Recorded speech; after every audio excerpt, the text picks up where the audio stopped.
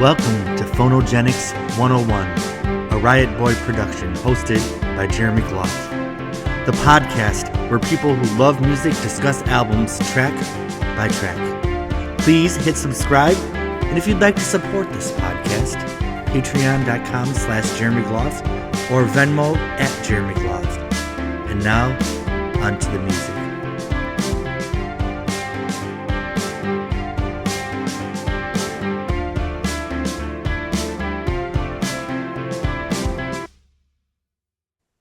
Hello, everybody. Welcome to Phonogenics 101. We have a very special episode tonight because we are continuing the deep dive into the career of my friend Brenda Bennett. I'm so excited I can't even talk. Brenda, how are you doing today, this afternoon? I'm doing great. Thank you. I'm having a really, really good day today and very excited to be here and talk about this particular album. This is really close to my heart for a few reasons, this album.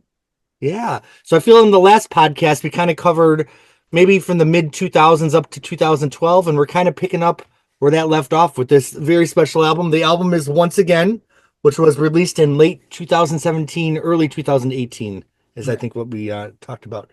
So before we go into the podcast, of course, I had to thank the subscribers and my Patreon members. And if you like this podcast, hit subscribe.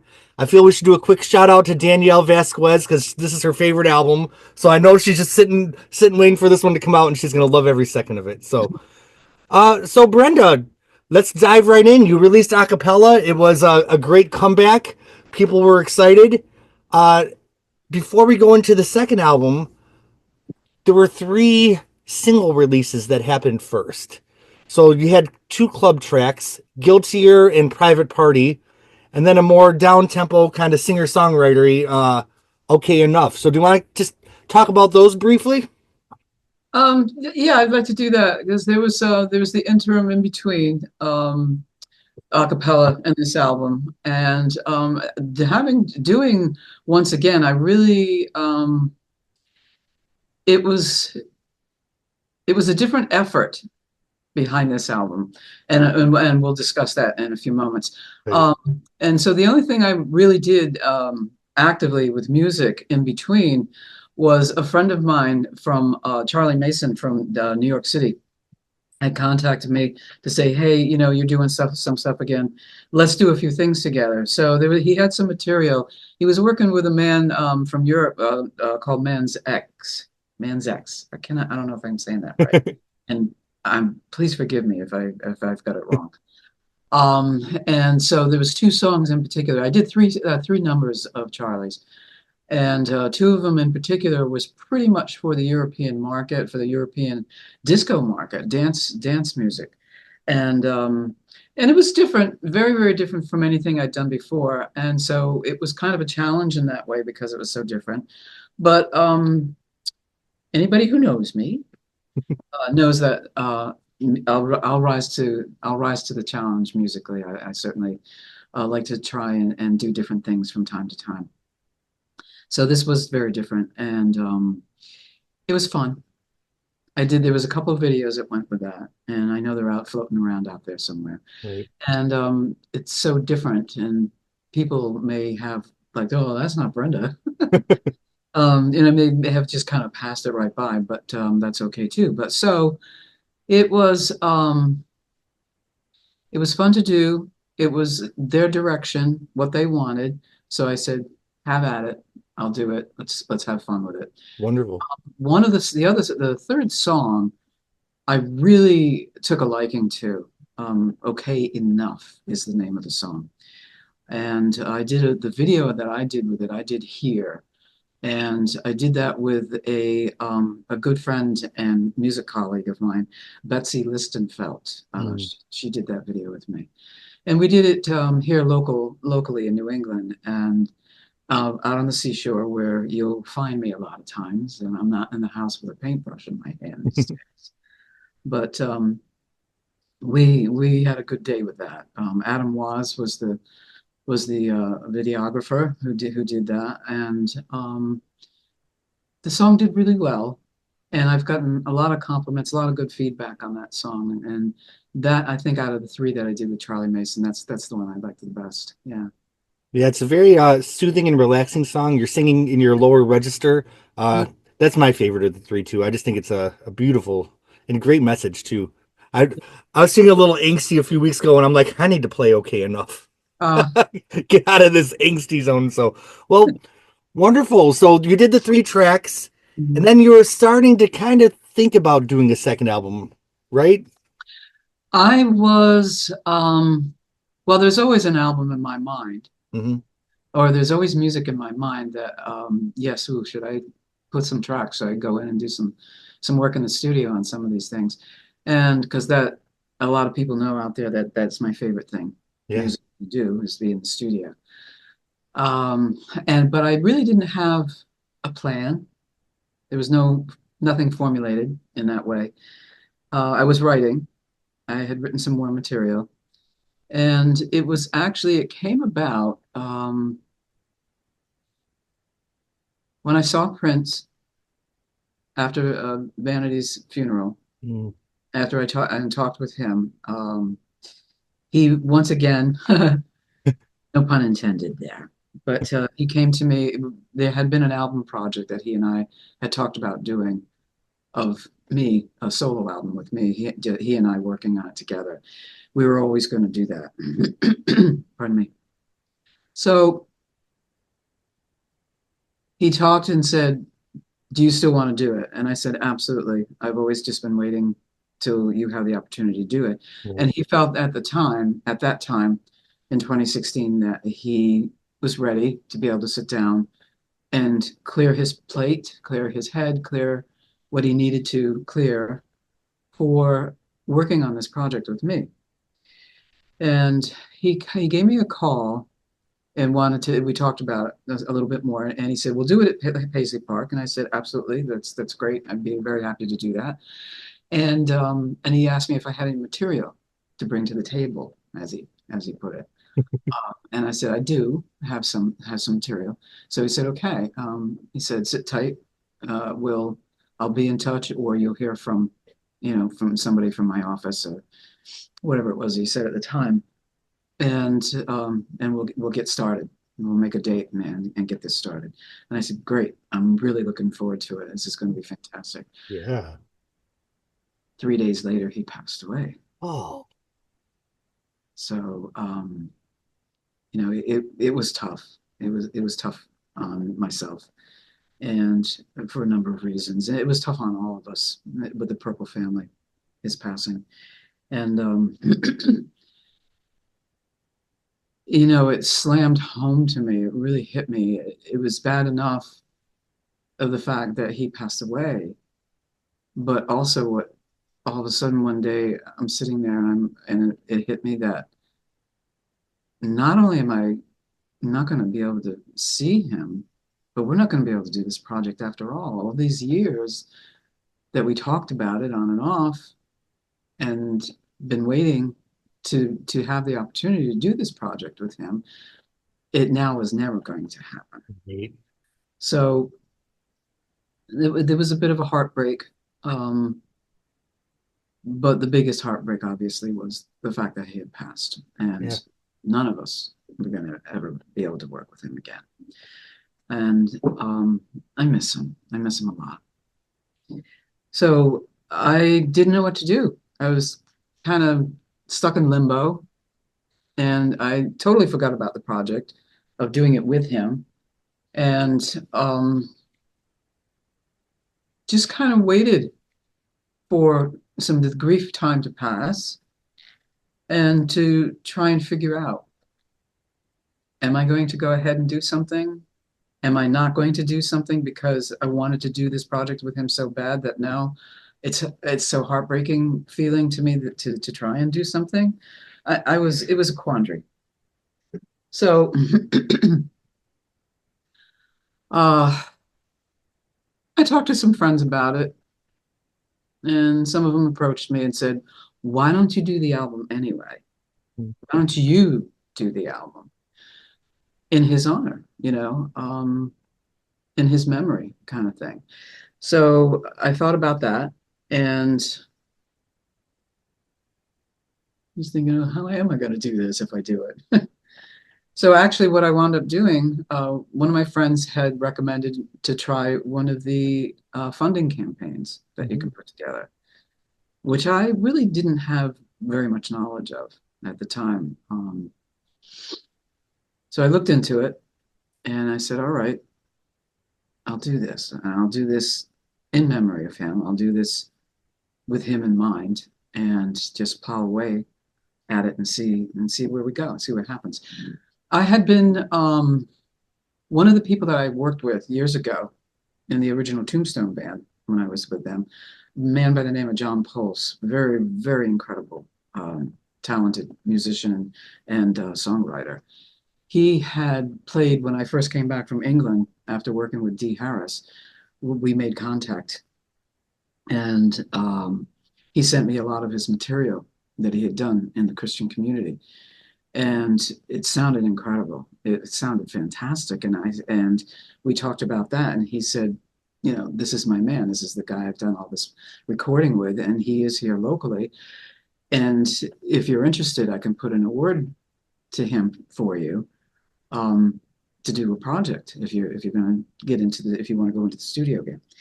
So I always kept that in mind at the time. This was we had that conversation somewhere.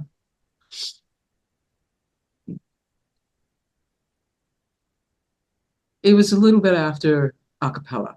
Okay. Yeah. And so I contacted George. John had given me his information. I contacted George. George Dussault is his name.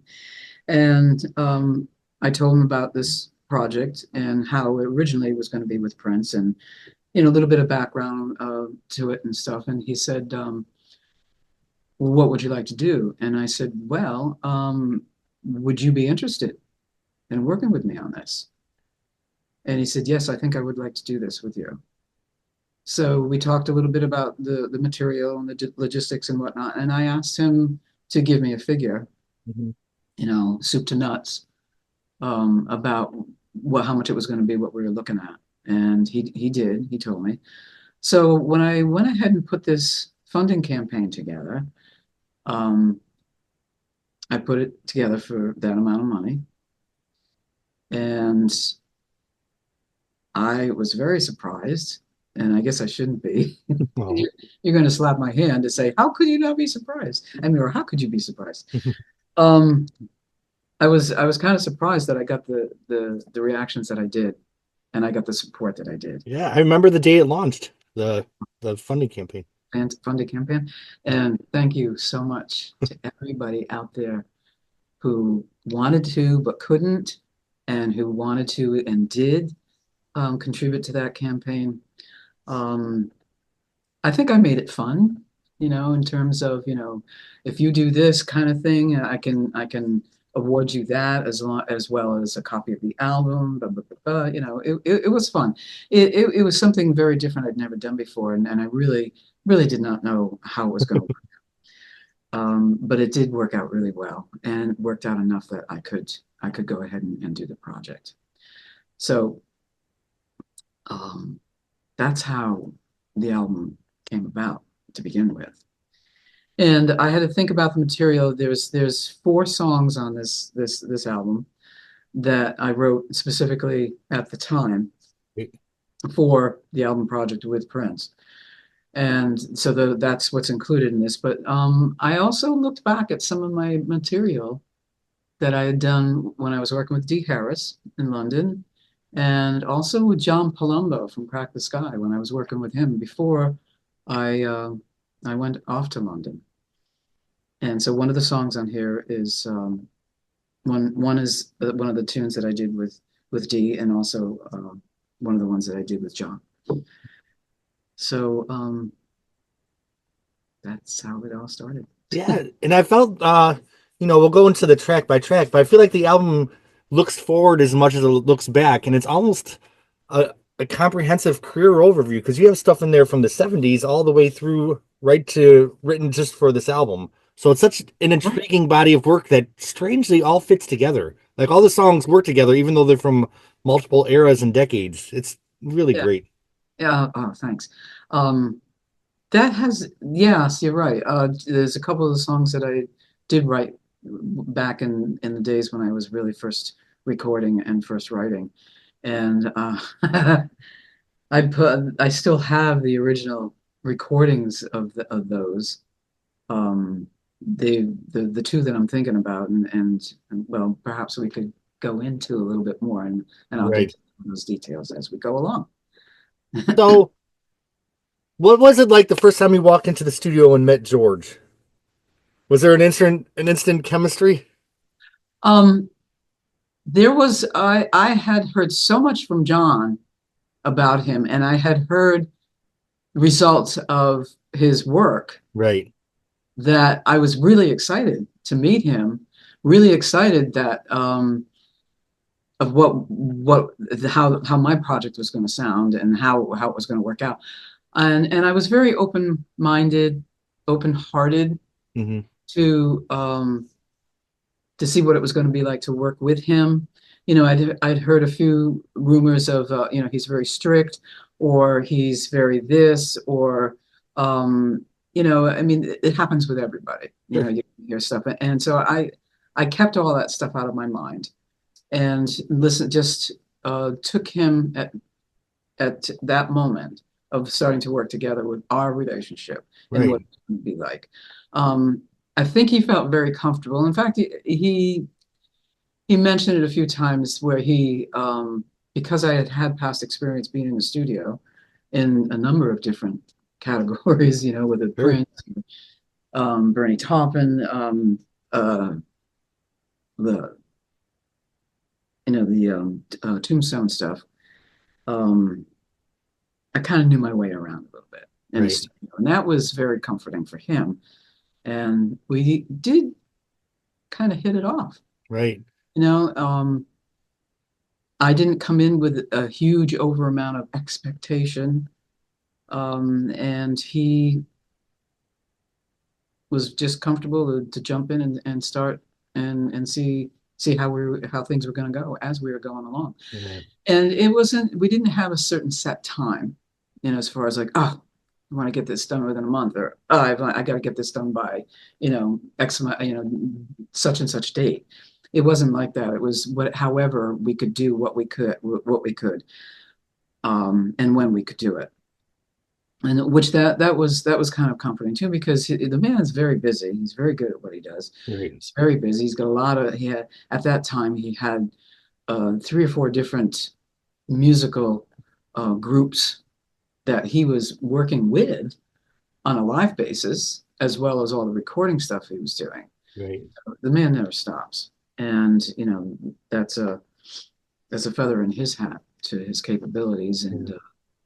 you know, Well, when I met George when I came up to Rhode Island, the thing that impressed me about him and listening to the album is I feel like as a collaborator, he brings his knowledge and his skill, but he doesn't bring his ego. He leaves breathing room for the artists to kind of let them be themselves and then kind of work collaboratively together. So that just shows the level of professionalism and what a great talent he is. So I'm glad you guys found each other creatively for this album. I was so pleased to work with him on this. He really, and I'm going to throw it out there. As a woman, it's been difficult at times, because sometimes you're not always given the credence or given the respect, that you know what you want, that you know how to do it, or that you have a vision. And that's pretty much what George is all about with me. And when I first started working this project with him, is that he was most happy and most interested in making sure that we were creating the vision that I had for things. Right. And granted, a lot of times people, guys or girls that go into a studio setup, they kind of have an idea of what they don't want. Sure. And they do have kind of an idea of a little bit of, well, I'm sort of like thinking like this. I was a little, I think from the training from so many years in and out of studio, I kind of was in my beginning years of being in a studio. Um, I was kind of trained in a way per se of knowing what you want before you walked in the studio. Right. studio time costs a lot of money. So time is money, or money. Like Madonna says, time is money and the money's mine. Wasn't mine a lot of times. um, well, having produced albums myself, when you have someone that's new in the studio, there's a lot of time spent on that learning curve. So for you to walk into the album and already know your way around the studio, I'm sure to George was a relief as a producer because you already knew how it worked. You knew the process. There wasn't that learning curve. So I'm sure as a collaborator, that was refreshing to him. It was refreshing to him in that sense, and it was refreshing to me in the sense that he was there totally for me, backing me up of what I wanted. He made his suggestions. He co-produced in that way, and there was times that I said, yeah, that's a good idea. Let's work on that. Let's try that. But we worked really together really well in that way too. There were times that I was a little bit unsure of, okay, well, do I want to go in this direction or not? Mhm. Because I had a choice of two or three things that I felt could be a good way of doing something. And so, with him, it was always, oh, let's do all three, and we'll see, Yeah. hey, let's do it. So it was fun.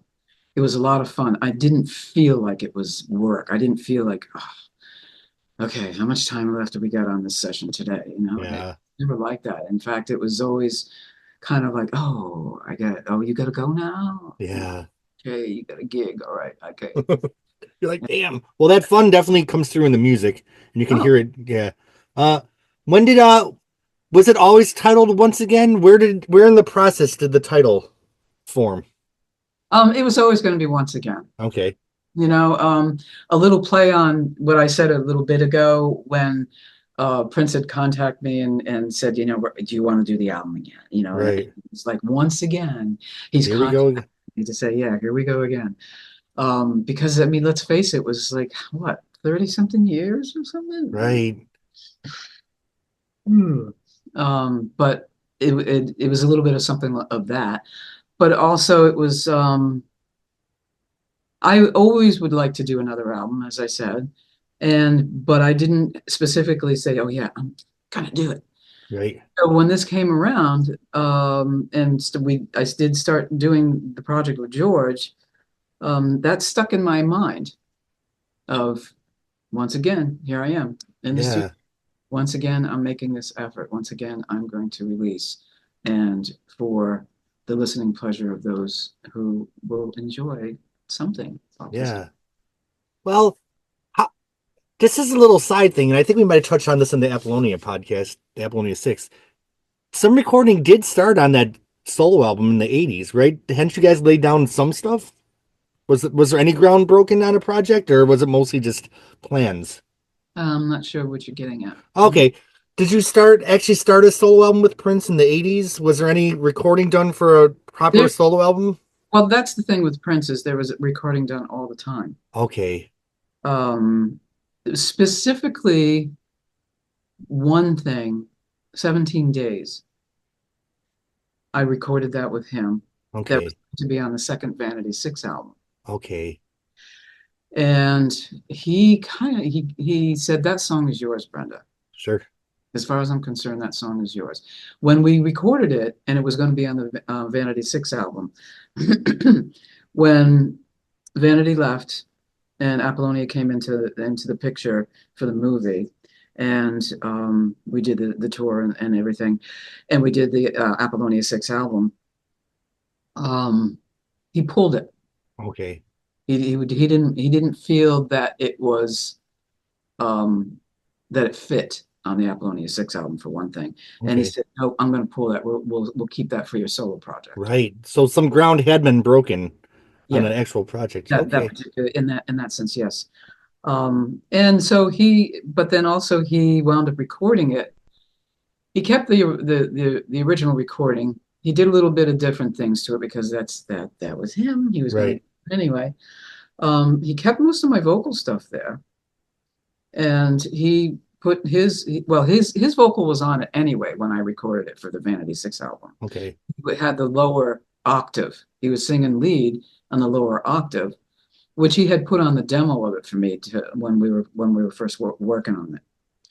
but when I did the recording, he left it. He left his vocal on there. So he's actually singing lead with me, but it's down below and it's Right. in a lower octave. So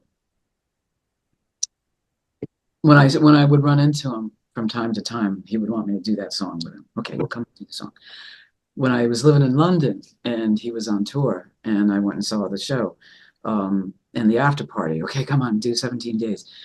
And when I saw him the time that Susan came here for a visit, and she and I and Dylan went to see Prince in Boston, my son Dylan, he was young at the time, and he asked me if I was recording, if I was doing anything, and I said, yeah, not at the moment, but my head's in the right place, Yeah. for kind of yeah, going maybe in that direction again.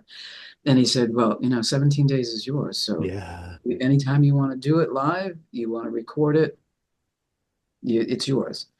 He wasn't going to give it to me legally, Right. but it was mine to do whenever I wanted to do it. So that felt good. Yeah. So going into this project, there really truly was unfinished business that you had to kind of change the plans, and you picked up the pieces, did the GoFundMe, and then met George and really kind of picked up where things left off artistically. Yeah. Wow. And that was also what's the right words I want to use? That I left that open as well for whatever may develop in that way. Right. Because of working in a new situation, working at a different studio on this solo thing, and the whole thing of Prince passing and doing this, I tried not to go into the doing it. I tried not to go into the studio when I did with this in my mind of that it's for Prince, it's for Prince, it's for Prince. I tried to keep that out of the picture mentally so I could go in and I could really concentrate Right. in more details of what I was going to do with it. Because this was going to be a new thing. It was still in my heart and still in the back of my mind that yes, this is going to be for Prince. But at the same time, I try not to focus on that all the time because I wanted to leave the room open Right. or what may develop musically and what may develop with the songs. With the two older songs, the song that I did with John Palumbo and Dee Harris, I didn't know how we were going to wind up doing that. I wanted to bring it out of the original 80s version that we did it, how we Right. did it. And the two songs from way back in the day when I first started writing and first started playing around with recording, I didn't know how that was going to develop. Right. There was a lot that was in the mixer. Yeah. You And know? as a fan, I feel like, acapella kind of you dipped your toes in the water, it was a hit. But by 2016, social media had grown a lot. Yeah. And, everyone was on Facebook. You had the GoFundMe. So I feel like you were very visible in the lead up to this album. And there was a lot of anticipation because the fans of Brenda Bennett of Blue Limousine, this was kind of, they were going to get to see that Brenda this time. Mm. So, well, let's talk about the album cover a little bit. With the Okay. first solo album, you did a stained glass, but with this one, you're front and center on the cover, wearing your shades and looking hot. What made you decide to go with the album cover? Um, that I was ready to have my face on there. I was ready as you said, there was a difference between, having done the a cappella album was a testing ground. And after I had gotten the response that I did, that there were people out there who still wanted to hear from me and hear what I was doing, um, there was a number of, because of that, there was a number of things that came up that I had done some gigs, I had done some interviews, so it was kind of out in the public eye again, Yeah. and I was, some people said, "Oh, you came out of hiding." I don't know that I was actually hiding as I was it had a different chapter in my life that I had to concentrate on. Right. And I'm very glad about that portion of my life, raising my son, and I don't have any regrets of having taken that time to do that. That was more important to me. Right. And I would do it. I would do the same again. But so I was a little bit more, but coming out a little bit more back into the picture, um, I felt okay, like so I'll jump out there and let's get the face on there. And a very very dear friend of mine, Cynthia Blair, she's an incredible illustrator, artist, fine artist. She and I worked together. She did the cover with me. There's a fort. It's an old fort that's been around since World War I, I guess. And there's some, excuse me, concrete structural ruins of it left. And it's kind of a neat place to go once in a while because there's a lot of people go and do with their spray paints and do a lot of graffiti, pictures, sayings, whatever.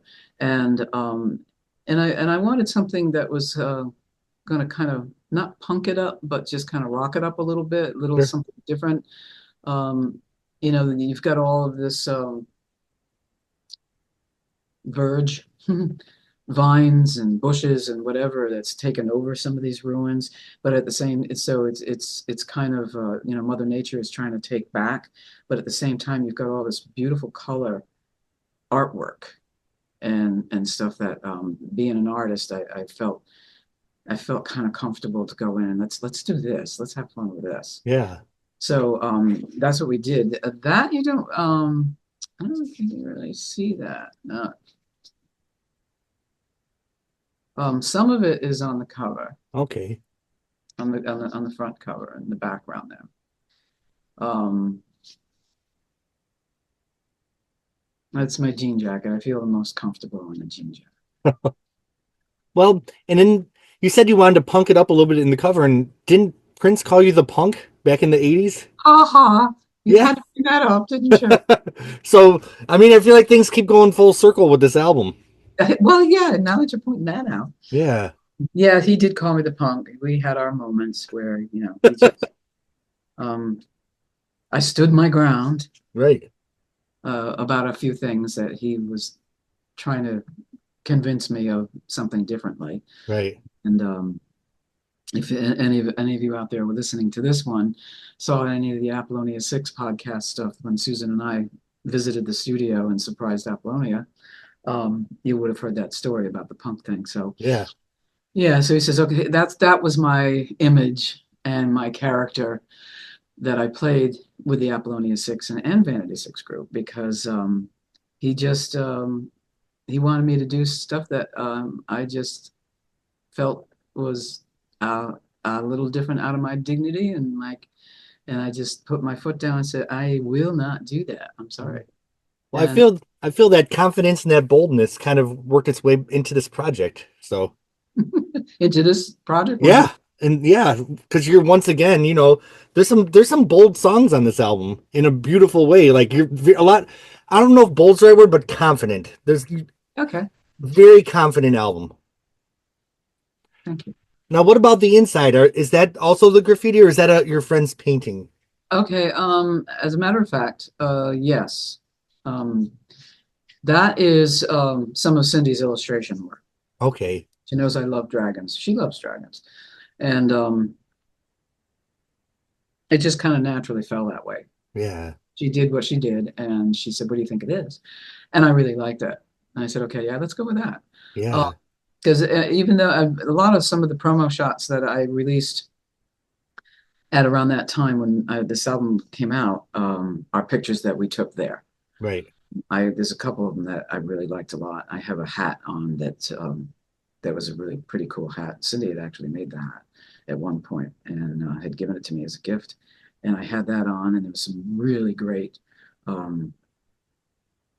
graffiti is more in tune to a saying or a name as Sure. opposed to artwork, a picture.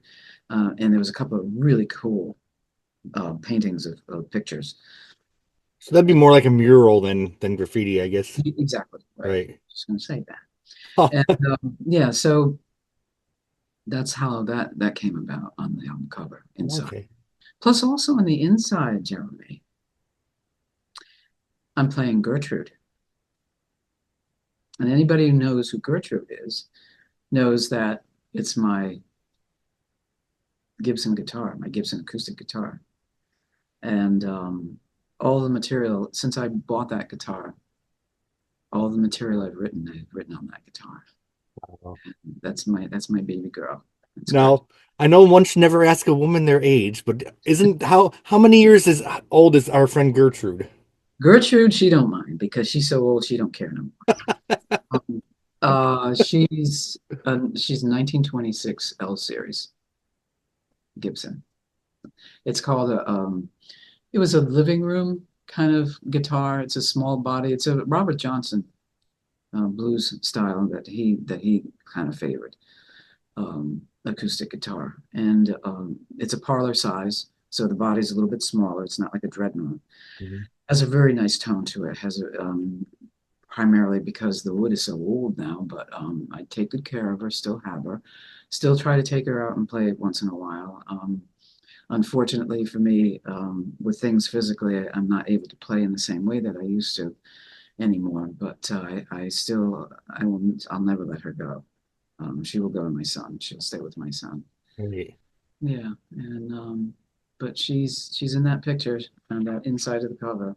Wow. And celebrating her 100th birthday next year. Yeah, I Well, can't believe I know. Now, what about the back cover? That's a picture of you from 1973. it. What a great choice to put that on the back cover because this is such a full circle moment, this album. That's that was with Tombstone. That's when I first started professionally. And I don't know who the photographer was. The Tombstone album had gotten done, the first album, and we had done some photo sessions with a couple of photographers that Ken Lyon knew. And we were trying to put something together for I was going to say Warner Brothers, for Columbia Records, for CBS Records, for the album cover. So we went ahead and we were doing our own thing. And as it turned out, they sent a photographer from New York City to take pictures of us playing live. And those Okay. pictures are the ones, well, the picture on the cover of the Tombstone album, that was we'd done a live show when the photographer came in. That was from those pictures are from that show. Okay. On the back of the cover, because there's so many people in the band, instead of having a group shot, and I don't know why they did this. I felt like it was some kind of a school yearbook or something. There's individual pictures of us, these little squared pictures, drip, drip, drip, all in a row, and my picture is on there, and that's been out in the media. Oh my God, I've seen that. I look like I'm 14 years old. I look so young. You're still wearing the pink though, aren't you, in that picture? Or like a pink or red, I feel like. It was a real now you're talking to an artist that does color, right? Okay. Uh, it was an orange red sort of halter top, Okay. and it was a knit halter top, and I wore on stage quite a bit because it was the most comfortable thing for me to wear. Being up there and the lights and the dancing and the hot and the sweaty and the and I like to wear that type of thing a lot on stage. So that's what that picture was all about. And this photograph here on the back cover once again was from the session of the photographer that Ken knew. He came and we just took a couple of days of going to a few different locations. And this one, this picture was taken in, it was a nightclub that we used to work in quite often locally. And we were pretty popular there. So it was kind of like our home base. And that picture was taken there at the Bondview Inn. And I always liked that shot. And I've had that in my collection for quite some time now. And I thought, you know what? Yeah. I'm gonna throw that on there Yeah. because the two songs that I mentioned that is from when I first started recording and um, writing are on that album from that period of time. Yeah. Yeah. Well, let's go into the track by track discussion. So Okay. when you were talking with Prince, you had your handful of songs. You Mhm. go into the studio with George and you decide to kind of cherry pick through your catalog of different things, and you end up with the 10 songs from the album.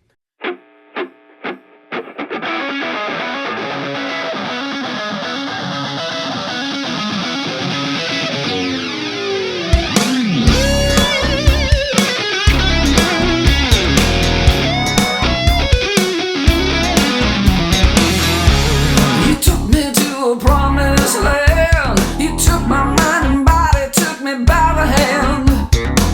Some people say that you were dangerous. Well, maybe they were right. This is serious. Something's on fire. The first song, this song is truly a banger. I mean, Something's on Fire. The first time you sent me a working version of it, and I was just like, oh. Now, this is Brenda Bennett right here. I mean, this is a very confident, sexy, bold rock and roll, a little bit of blues. Your voice, this is the perfect setting for your voice. Tell us about Something's on Fire. This is the song from the 80s, right? Yes, this was the song that I did with Dee Harris. And as a matter of fact, pardon me, clearing the throat a lot. And please forgive the bottle of smart water. I'm trying to get smart here. Okay. It was one of I really liked this song a lot. In fact, Dee was a big Prince fan. He really liked Prince and Prince's music. And that was one of the things that kind of got us working together in a way. It was one of the songs we wrote, recorded as a demo, and we worked in Utopia Studios. We did a lot of demos. A lot of the stuff that we did in his little home studio, and then we took it into Utopia Studios and did a fuller version, a more professional version of the songs. And Something on Fire, I always I kind of said, oh, that's kind of like our Prince song, and he said, yeah. And with this song, I love the horns on it. We had done just electronic synthesized horns on the recording, and I always liked the song. I loved the groove of it. I like the feel, the groove, the punch it has to it, and the danceability of it. It's a fun song to do live. Yeah. And when we were working, George asked us, "Do you want to still do these synthesized horns?" And I said, "Hell no, I want real horns." I said, "Can we get them?" And he said, "Oh, no problem." So he had a couple of guys come in. They were students from the music department at the University of Rhode Island, and they came in and did a wonderful job. I had to have a baritone sax in there, Yeah. And so they came in and did a fabulous job. George wrote mostly all of the the parts were actually there, but he did the charts for them. Okay. He was a big help in that way when people came in off the cuff and just, what am I doing kind of thing. And boom, here you go. So that was a lot of fun to do. And that song, of all the songs that I wrote and recorded with Dee Harris, that song was my mother's favorite. Really? Yeah, she loved that song. And I was kind of surprised at that because I'd never heard her listen to any kind of music like that before, but she loved that song. And when I was looking through making considerations of, I have all this material I did with Dee, I have this material I did with John Palumbo. Why is it still sitting here? Let's pull a few things. Right. And add it into this project. So when I pulled the stuff of the that I'd done with Dee, I said, it's got to be Something's on Fire. You know, my mother was kind of over here going, take that one, pick that one, Oh, you know. So we did that one. And I had a lot of fun with it. I really liked how it came out. And George is just shredding. yeah. Oh my God, he's such an incredible guitar player, and he is just shredding himself away on the lead parts on that song, especially towards the end of it when all of that stuff was going on with the vocals and the horns and the background vocals, blah, blah, blah, blah, blah, blah. And speaking of which, I have not forgotten, Jeremy Oh, is on the background vocals of that that's song right. I'm a little harmony with the divas. with the demons. Yes. We had this 3 or 4 of the songs on the album that one of the projects that George worked on was a group called the Divas, and their lineup of 4 or 5 girls up front do all these vocals, and with a backing band, and their voices are unbelievable. And we had them come in. They were more than happy to come in and do some backing vocals on a few of the songs in this project, and it was great. They were wonderful to work with. They're right, excited to and open to, and we had a lot of fun, and they sounded fantastic. Yeah, I met them at your release show, and Hmm. it's funny they're called the divas because they're so friendly, like so not divas personality wise, but they got the voice, that's for sure. So, Yeah, uh, just great people up in Rhode Island. Everyone I met, I was just impressed by, including the divas. Just such friendly people. yeah, they were great. Yeah. Um, so yeah, So I just got to ask because I'm a music historian. yeah. Are there others? How many songs were there that you and Dee did that remain kind of in the vault? Oh, geez. I was afraid you might ask that. And you can plead the fifth if you'd rather not answer that way. I can't remember the exact amount, but I could say easily enough 15 to 25 songs. Wow. Okay. Couple of albums worth All there. right. Some things that we worked on ideas. I've got one tape that has about 4 or 5 songs of ideas of things that Right.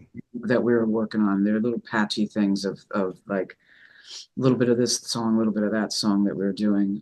But as far as like finished product songs or completed songs, there's a good 20 to 25 songs in there. Damn. Not Now, quite many with John Palumbo because I worked with Dee for a longer period of time. okay. Yeah. Well, I bet Dee was thrilled that Something's on Fire finally saw the light of day. Did you send him a final version when it's done and was like, look Oh at yeah. this? Oh, And it was funny. He loved it, but he also followed it up with "It's so you." oh, Oh, Brenda. Okay, what do you mean by that? But he liked it. He enjoyed it. He was very pleased that I included one of the pieces. And I mean, I should do some more. I should pick out some other things and maybe revisit those because I never did. Obviously, and with all the things historically that happened after I did come back to the States from England, that's the thing that with my brother, and then becoming a mom. right. Things took such a different turn for me. But I do have those. I do have that in my catalog of things I could revisit sometime. Well, it's interesting because, the song was from the 80s, but it didn't sound, dated at all. It was such a perfect contemporary song to open this album. And it's so interesting that we already said this. These 10 songs come from all different decades, but they all string together as one complete body of work that sounds cohesive. So, Well, that's kind of what we wanted to try and do anyway. yeah, Musically, we wanted to because of the fact that it came from those different areas. I've said it before, and I'll always say it again. When you've got good material, when you've got a good song, um, you can't mess with that. You right, know, and it'll become a classic in the sense of it doesn't matter whether you wrote it in the 70s or you wrote it in the 2000 somethings. If it's a good song, it's going to remain a good song. right. It's the sound that you put around it when you're putting the recording stuff together that's going to make it either electronic like the 80s, where there was more electronic stuff going on, sounding in the 80s. But we wanted, so that was something that we did talk about in the beginning of the project, is to try and ensure that everything was cohesive to each other as a whole egg in the basket, instead of little eggs in the basket.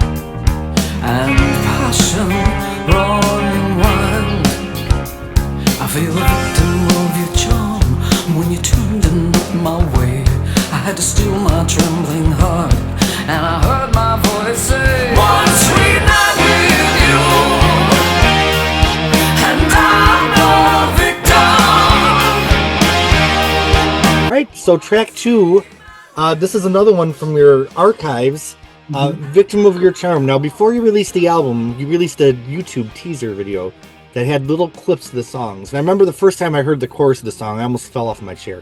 I mean, this is a power, because the verses are very kind of like leading up, and then boom, the chorus comes in. So tell us about Victim of Your Charm. What a song.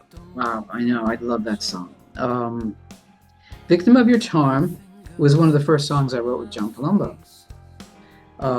And he, on this album, on the vocal performance, as I was working on it, I didn't realize it till I was doing my final lead vocal.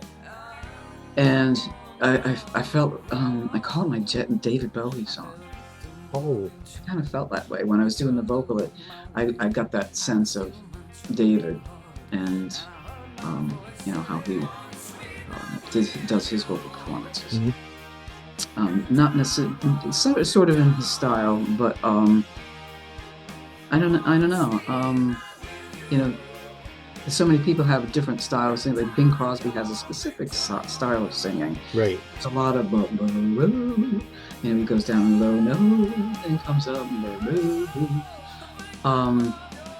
Dave had. There's a couple inflections that were so him. And I found myself doing that in this song when I was doing the final lead vocal. And but it felt comfortable, but I didn't think of it. I didn't go into it to purposely do it as, a David Bowie singing style. It just kind of came out that way. Right. But I like it. I like how it came out that way. And I always liked the groove of this song. And I was very encouraged when I did it with John when we first put it together, of how it came out and how it turned out. And I like the guitar work that George did on it. There's a little bit of Brian May-ish kind of things that he put in there with the harmonizing in some areas on that. Yeah, before that last chorus where he does the build, where it like really starts shredding, it's intense. I mean, that's an intense piece of music. Is that the horns again on the chorus?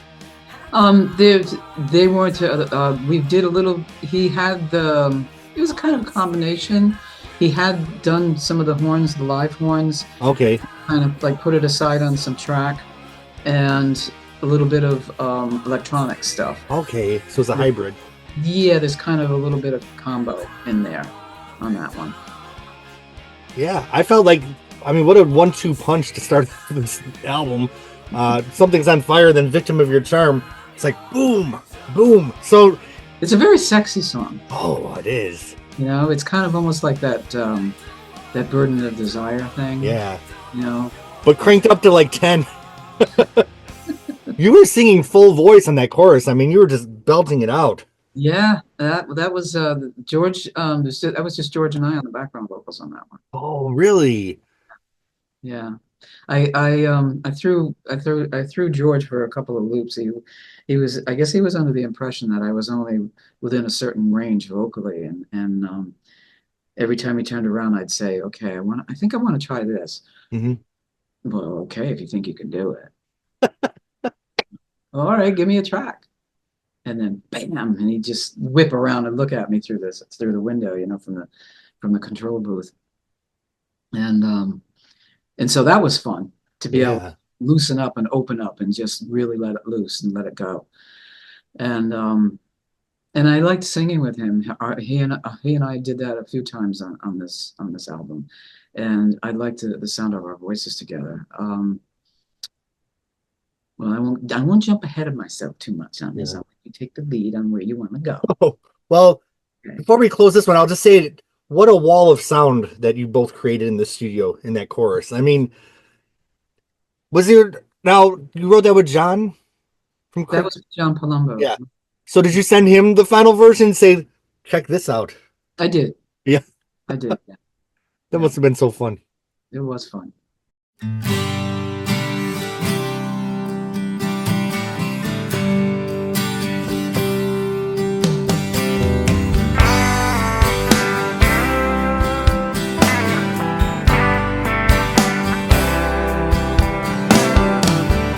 I've been thinking about the future, and I've been looking for a sign, but the days seem to come and go when I only want a moment in time.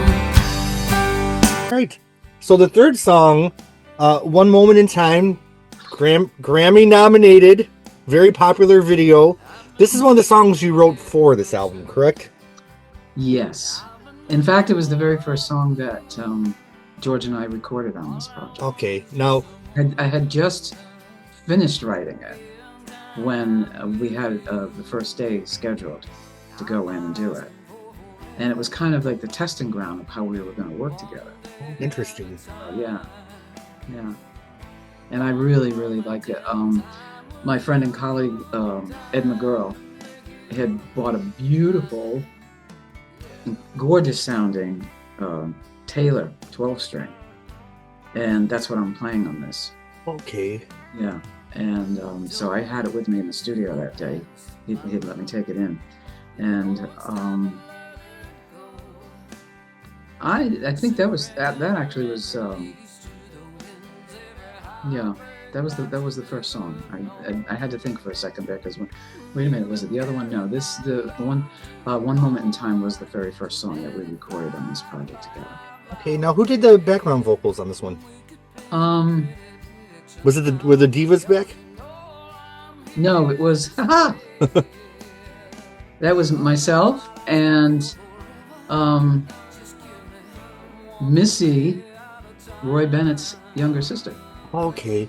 Now, it's interesting because, in the Prince years, you did a lot of harmonies and stuff, and I feel like a big signature of your solo work is you just craft great background harmonies and parts. Because when I'm in the car listening to your albums, I always take the background vocals. But I love the harmonies and stuff on this song. It's a real beautiful, very organic production. Like, you guys kind of leave it wide open, but it's really heartfelt. Now, I won't get too personal, but were you writing from experience on this one? Because it seems like a very heartfelt song. This is a song that it was kind of personal. Okay. There wasn't any one particular person that I wrote it about. It was more of that thought of the ever elusive relationship, Right. the one that you always wanted to have with a man or with another person, a love relationship, and how some of the time in my life I was close to it, some of the time it was there, and or I thought it was there, and some of the time you find you're still looking for it, Right. or you're looking for it.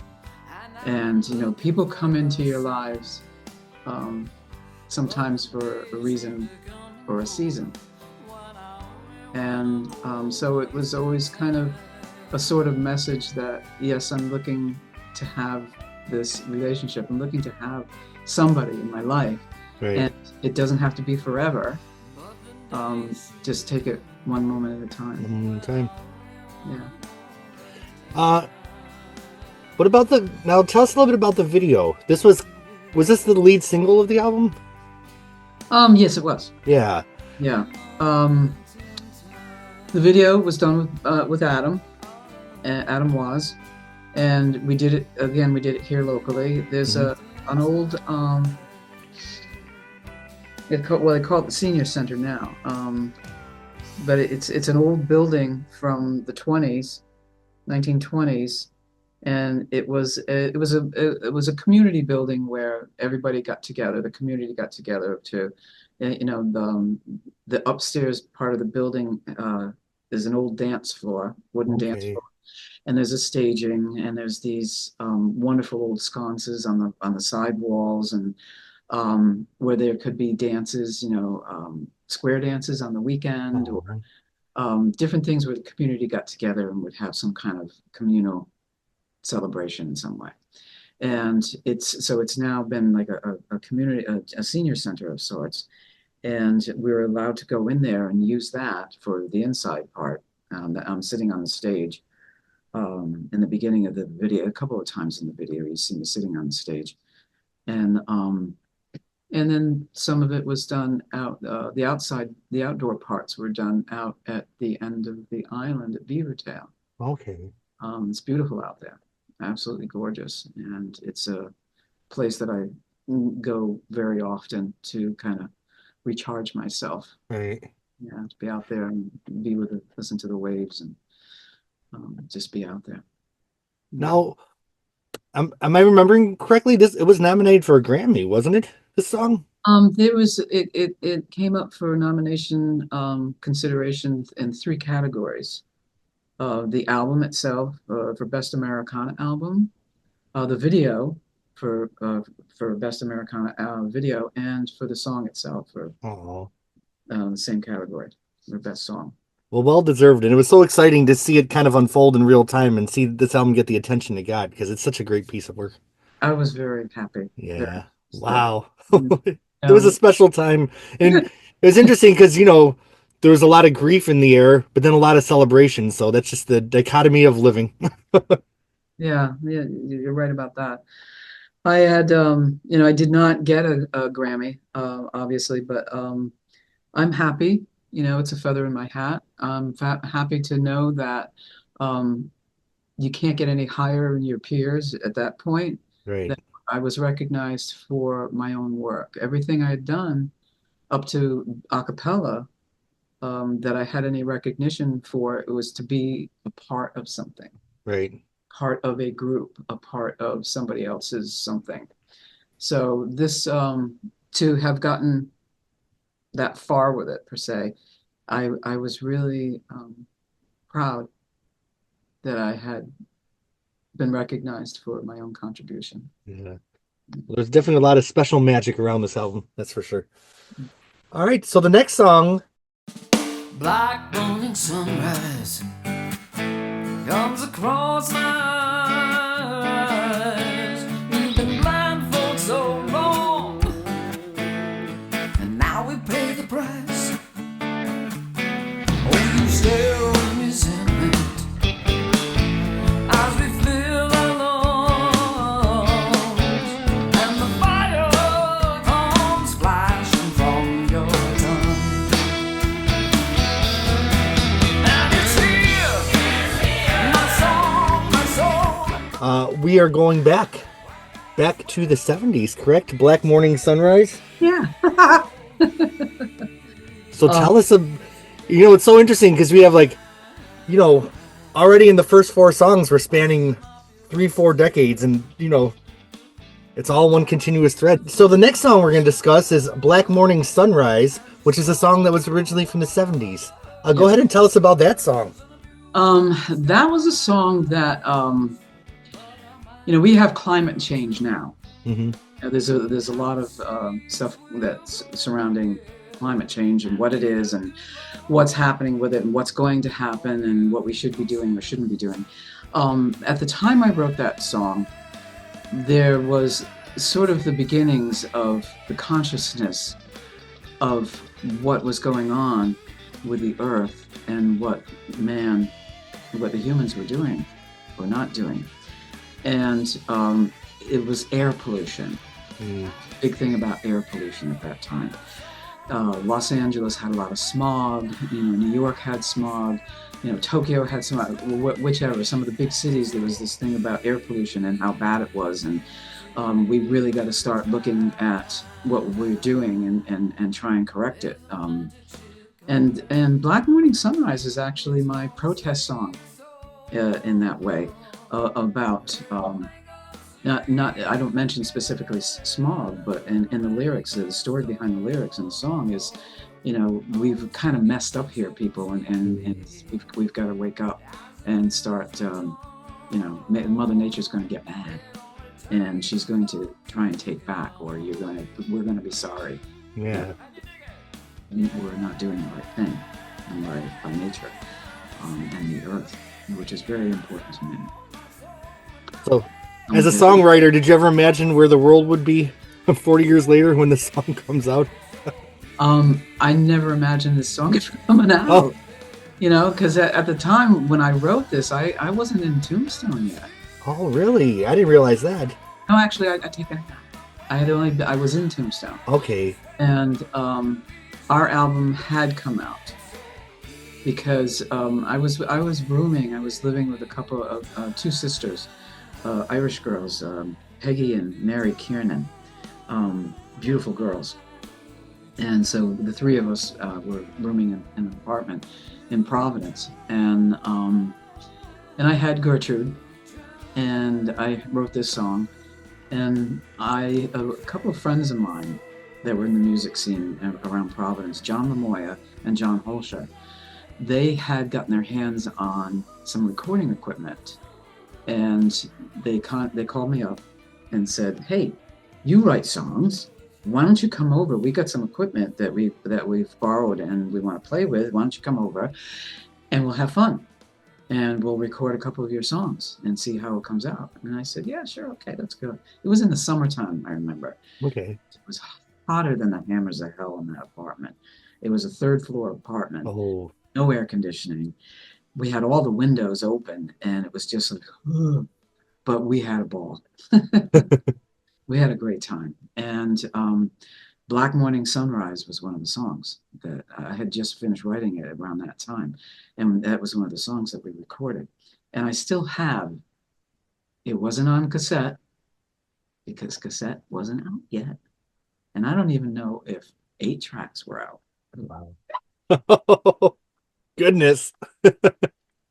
But so I still have the original recordings on reel to reel. A little reel about that big that's on there. And that was one of the songs. And that's kind of what that's all about. Did you have questions about that one? So what made you think of that song when you're when you're kind of harvesting your songs? What made you think of Black Morning Sunrise? Did you just kind of I liked I always liked it. I think I liked it more for the chord changes and the groove behind it. Right. I liked the lyrics, but that was secondary to me. The story behind the lyrics was important to me. Right. I was a hippie. I've always been, like an Earth Mother kind of naturalist. Sure. In that way. And when the hippie movement was happening, I felt right at home with a lot of some of it. And I was concerned when all this stuff about smog was coming out. I got very nervous and very concerned that, what's going to happen to this world? This world is so beautiful, and how can we ignore the beauty and turn it into something that's not going to be healthy for the environment itself, as well as us. I mean, You know, one of the things I always try to teach my son growing up was take care of your body. It's your temple. Mhm. It's, you know, you take care of your body's going to take care of your mind. You know, and it all works together. And it's the same with the earth. We need the earth Yeah. and we need it healthy because everything that is here, everything that we need as a human being is provided by the earth. Right. And if we do stuff to destroy that, we're destroying ourselves Yeah. in the long run, kind of thing, at the end of the day. So the message was important, and I always liked it. And it's funny because I would always play it, and so many times that people heard it. It's not something I ever did live with Tombstone. I never did that song live with anybody. Okay. But I always still played it in my little repertoire of stuff when I'd sit down with Gertrude and play some stuff, some songs. And, you know, people would hear it from time to time through the years, and they would always, oh, I like that song. Oh, I like that song. Yeah. So I thought, you know what, let's maybe speed it up a little bit, or maybe do this, or maybe do that, and let's see where we go with it in the studio. And George and I both really liked it, so I said, yeah, let's keep it. It's a keeper. Let's do that. Yeah, I'm glad you did. I feel like it kind of almost has a swampy blues kind of feel. Well, yeah, certainly when the solo comes in and Yeah. the harp comes in, the harmonica comes in, Yeah. you know, I had to have that harp sound. Yeah. And to be that really kind of alligator blues kind of, you know, Delta blues sort of Yeah. harp sound. To me, the feather on the cap for this song is when it goes into the halftime at the end and just kind of, you know, you cut the tempo in half, you have the backgrounds. It's very haunting and, you know, you don't expect the song to go there. So I love it. I love that time change. There was a couple of things there that I hadn't done before in the original whenever I took it out and played it, you know. Right. And I'm glad that with what we did with it. I'm glad that. And I keep talking about this song, but I love it so much. I love your you really hit the falsetto at that ending. And I bet George was in the studio like, oh, okay. Not knowing you could hit those notes because those are some pretty high notes in that fade out. Oh yeah. Yeah. I yeah, I throw that little falsetto kind of stuff in there every once in a while. Now it's time to get on with the rest of my life. Gonna take all this madness and put it behind me and give up the fight. Yeah, I gotta move on, stop wasting my time. Gonna take this disposable love and leave the past behind. All right, so the next song, Disposable Love. What? Now, when you left us with acapella, the last song you wrote from that album was you're angry about a relationship. I feel like some healing happened and you picked up Gertrude again and had another song to write. You got that. I think it's obvious you've gotten to know me through my songs, through my music, not only as a friend, but, you know, fellow musician. Yes, Disposable Love was specifically written about a romantic scammer situation. And having said that, if you go back and you listen to it, and you listen to that story behind those lyrics, you'll be able to fit that scenario. Right. And that was at a time when romance scamming was starting to really become I don't know that I can say become a problem, but it was becoming prevalent. Sure. It was happening a lot. I mean, it still happens a lot, but at the time that happened, at the time I wrote that song, it was happening, and I was almost a victim of that myself. Damn. You know, you really need to keep at least one foot out of the land of fantasy into the land of reality, because some of these people are really pros at what they do. Yeah. And I almost got clipped, to be honest with you. And am I proud to say it? Not at all. But in having said it, if if I was to give a message to any young man, young woman out there, or even older woman or older man, loneliness can be a devastating thing in a lot of ways. You become open and vulnerable. Yeah. When you're lonely, sometimes you can get to a point where anybody that sounds like they have an interest in you is soothing, and you want to gravitate towards it. And I was almost in that kind of position at the time, and I don't know if I don't know that I want to say it's a suspicious nature, but I think I have my head on my shoulders in a more solid sense, that I kind of played along with this one particular situation for a little while just to see where it was going to go. And when it developed in the way that it did, in the way that I had a feeling it was going to, I was more relieved to say, hey, yeah, than heartbroken in any way. Right. I had not made any kind of emotional investment into the situation, and it was not debilitating, but it was it made me angry that there's so many women out there. This one particular situation that I almost got sucked into, that person wound up being he had 7 women. Oh goodness. He had 7 women that he had pulled in to his world that he was getting money from.